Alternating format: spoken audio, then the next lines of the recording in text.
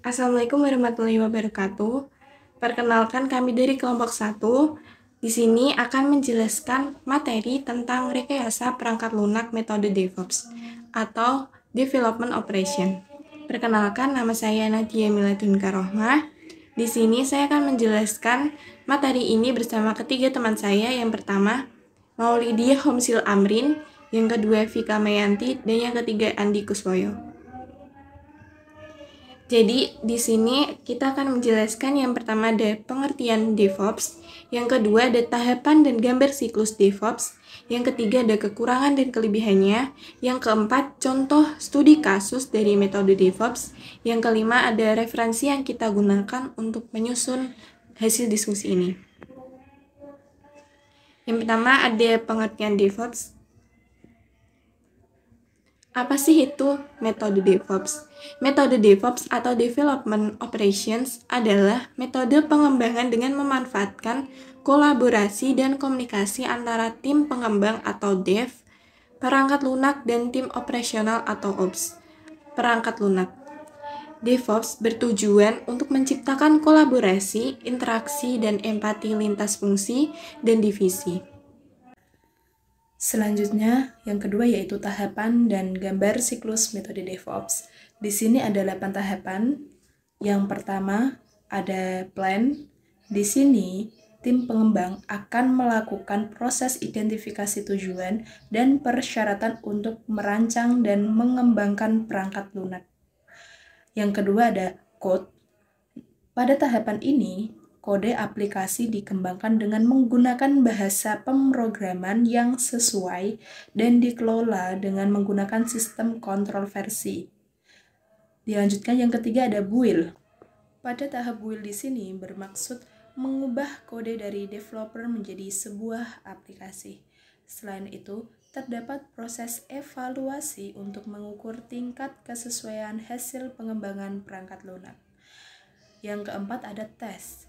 Di tahap ini, pengujian otomatis dilakukan secara terus-menerus. Jika ada masalah yang ditemukan pada fase ini, maka masalah tersebut akan dikirim kembali ke tim developer untuk diselesaikan. Lanjut, yang kelima ada rilis. Pada tahap ini, aplikasi yang sudah lolos pengujian dari tahap tes akan diberikan label atau nomor versi. Yang keenam ada deploy. Di tahap ini, proses di mana aplikasi dibuat, ditempatkan atau disebarkan, dan akhirnya dapat diakses oleh pengguna. Yang ketujuh ada operate.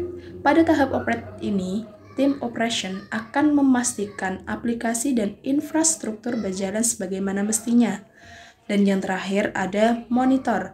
Pada tahap terakhir ini, metode DevOps Team Operation harus memantau infrastruktur, sistem, dan aplikasi, serta mengumpulkan data-data dari sistem monitoring untuk mengetahui jika ada masalah pada kinerja aplikasi. Selanjutnya ada gambar siklus metode DevOps. Nah, di urutan yang pertama tadi ada plan, code, build, test, release, deploy, operate, dan yang terakhir monitor. Selanjutnya ada kelebihan dan kekurangan. Untuk kelebihan metode DevOps, pertama, pengembangan dan penerapan aplikasi lebih cepat. Kedua, respon lebih cepat terhadap perubahan pasar untuk meningkatkan pertumbuhan bisnis. Yang ketiga, keuntungan bisnis meningkat. Yang keempat, pengalaman dan kepuasan pelanggan. Yang kelima, menyederhanakan kolaborasi karena semua alat ditempatkan di cloud untuk diakses pelanggan. Dan yang keenam, menghasilkan keterlibatan tim dan produksi yang lebih. Untuk kekurangan metode DevOps, yang pertama, kurangnya ketersediaan profesional DevOps. Dua, biaya infrastruktur tinggi untuk pengaturan oleh lingkungan DevOps. Yang ketiga, kurangnya pengetahuan DevOps dapat menyebabkan masalah dalam integrasi proyek otomatis. Studi kasus yang kami masukkan adalah dari penelitian Tohirin dan kawan-kawannya dari Timik Bandung. Penelitian ini mengimplementasikan DevOps pada pengembangan aplikasi e-screening COVID-19.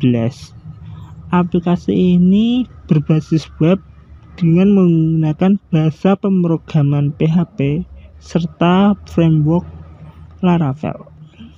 Dalam penelitian ini, DevOps digunakan untuk mempermudah proses pengembangan perangkat termasuk penggabungan kode, build harian, pemeriksaan kesehatan dan kelayakan kode.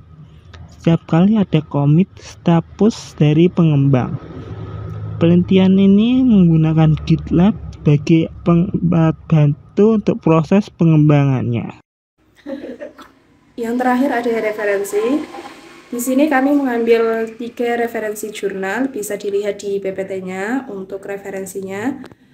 Yang terakhir yaitu saya mengucapkan terima kasih banyak kepada teman-teman yang sudah menonton video YouTube ini. Semoga dapat bermanfaat bagi kalian semua. Cukup sekian dari kami. Wallahul muwaffiq ila aqwamit thoriq. Wassalamualaikum warahmatullahi wabarakatuh.